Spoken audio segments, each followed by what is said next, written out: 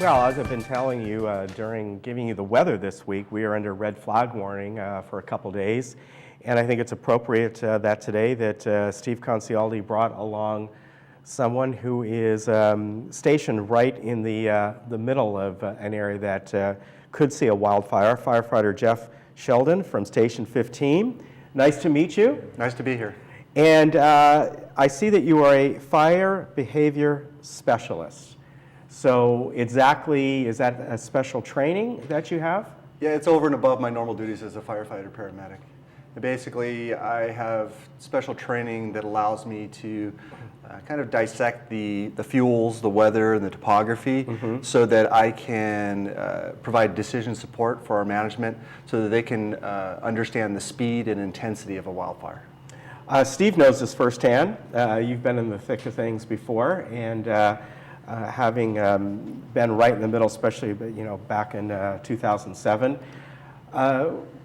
when we've had a small wildfire that it looks like it's pretty much under control up in Rancho Cucamonga, and it always seems the thing is to get on it as quick as possible. And sometimes, as we saw with that fire, because of the high winds, they couldn't get aerial support in right away.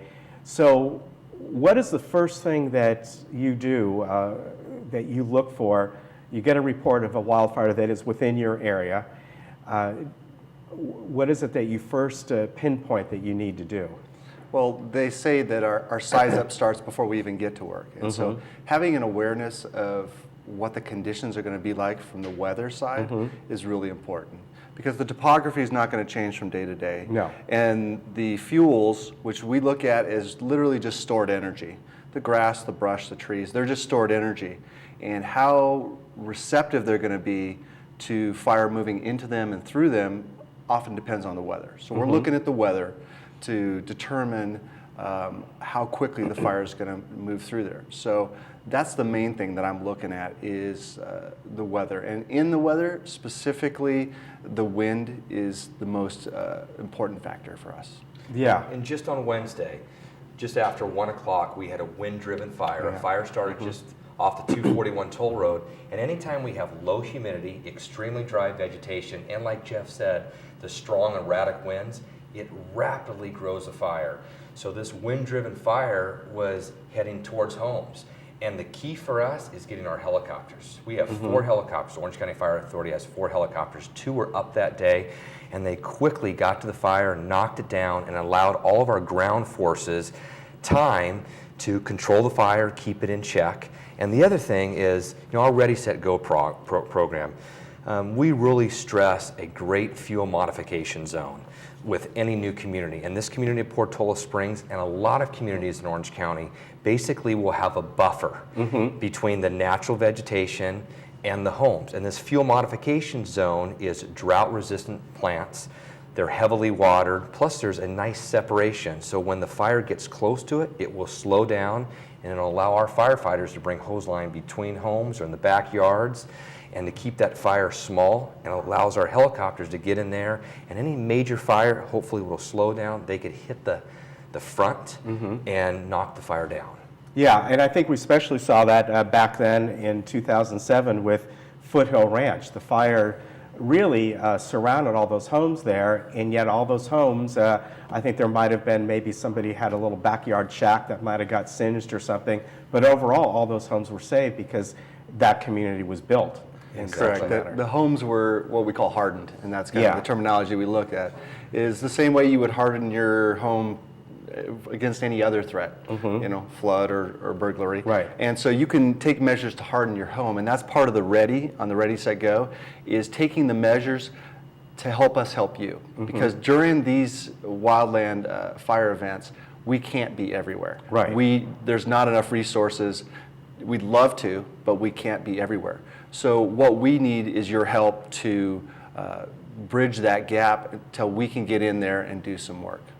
All right. In this community, especially, if there's a fire in the area, smoky conditions will be throughout. So we never recommend staying in the area and staying in the smoke. It's unhealthy to breathe.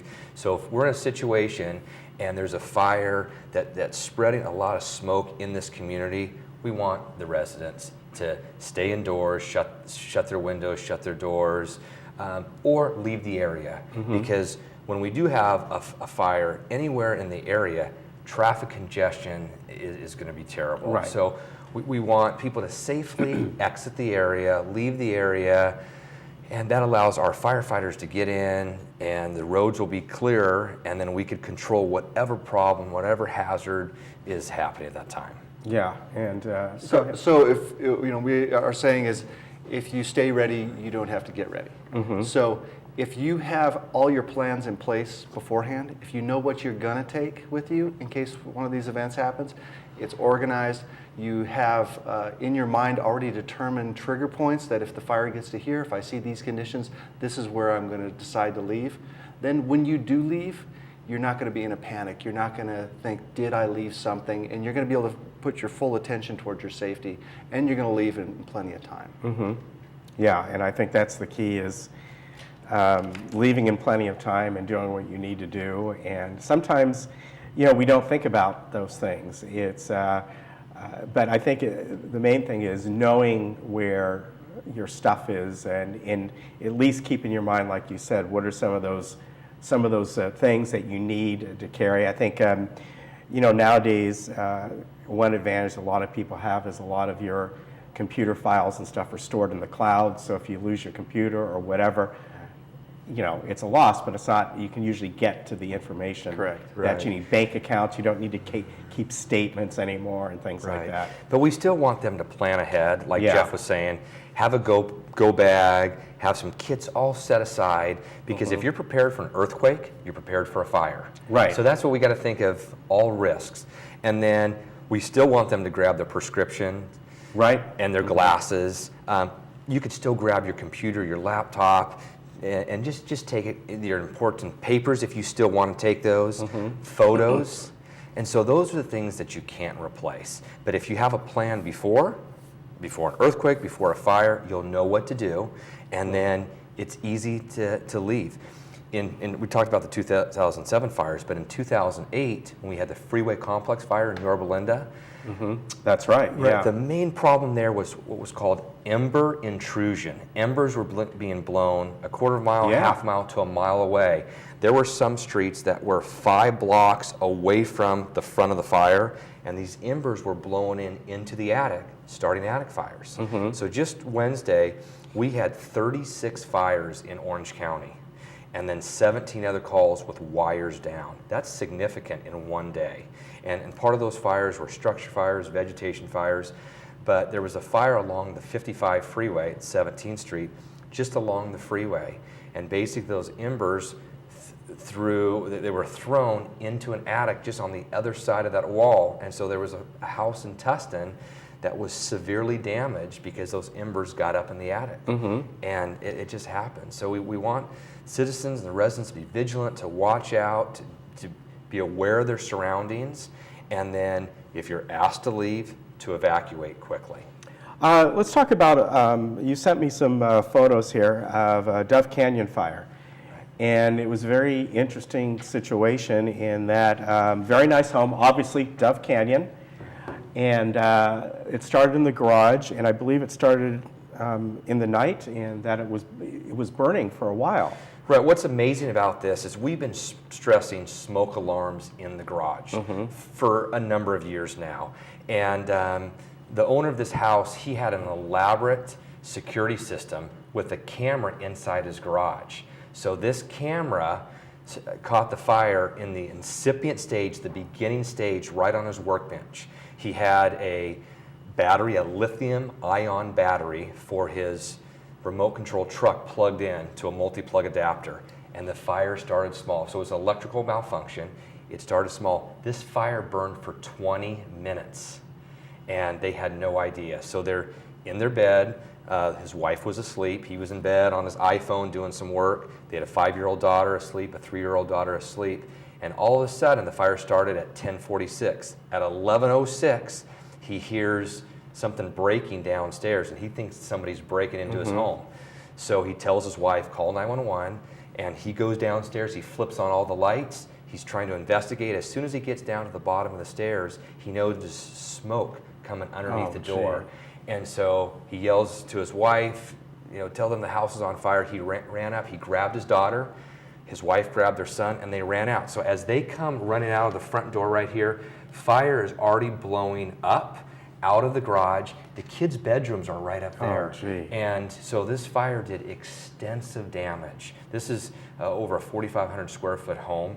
It burned the entire attic, the upstairs bedrooms, and the garage. And again, 20 minutes. If a smoke alarm, simple smoke alarm, was in the garage, it would have alerted him. These are super loud. And he would have been able to call 911 right away. He would have been, his wife, he could go and investigate it then. And if he was able to go through a door that was safe, he had a fire extinguisher, he could have easily knocked it down because it started on the workbench. It was just burning right there. And it slowly developed, it got bigger and bigger and bigger.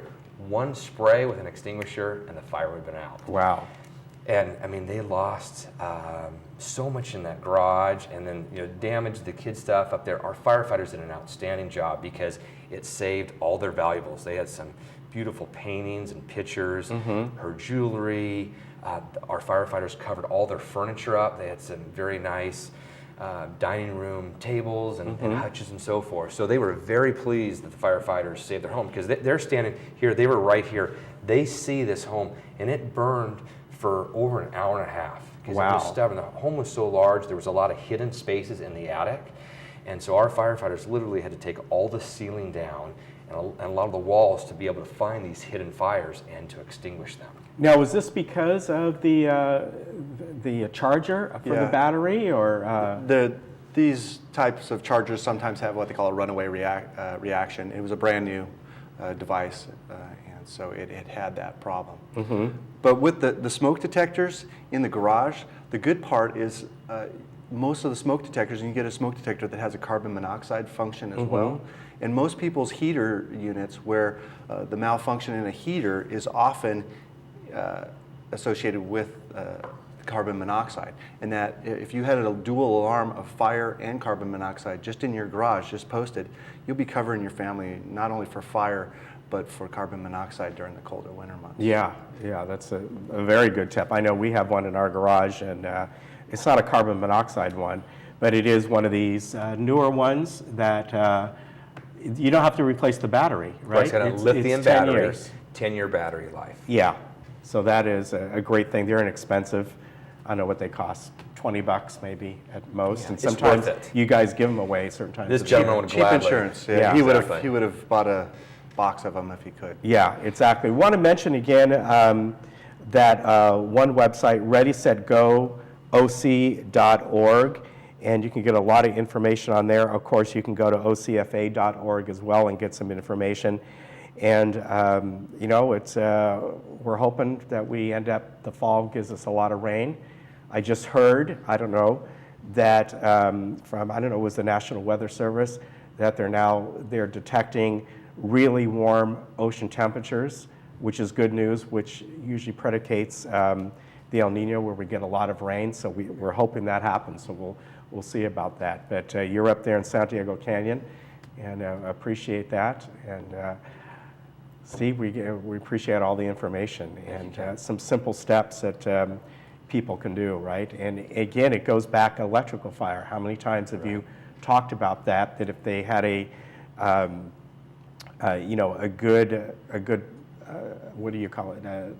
Defensible space. Yeah, multi-plug adapter. Multi-plug adapter. With the circuit breaker, Just right? yesterday in Santa Ana in the afternoon, there was an apartment complex, and there was a cord or a couple cords that was underneath a couch, and it got compressed, the wires. So that builds up so much heat there. So basically, 24 people are displaced now because it damaged 3 units. Yeah. And that just affects so many families. Exactly. And it was just simple. Yeah, that's true. All right, gentlemen, thank you very much. Nice to meet you. Thank you for coming on. We appreciate that. Steve, we'll see you again. Thank you, Ken. Appreciate it. All right, we'll be back in just a moment. I have a question for you.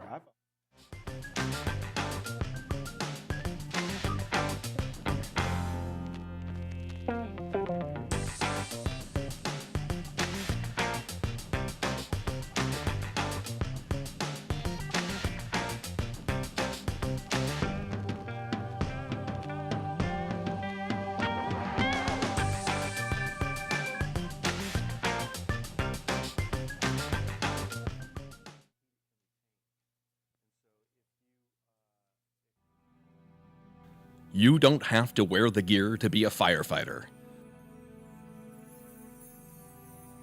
When you've got something on the stove, an unexpected fire could break out, so be prepared. Stand by your pan while you're cooking. Keep a fire extinguisher close by, and know how to use it. Remember pass, pull, aim, squeeze, and sweep. You'll feel like a hero too.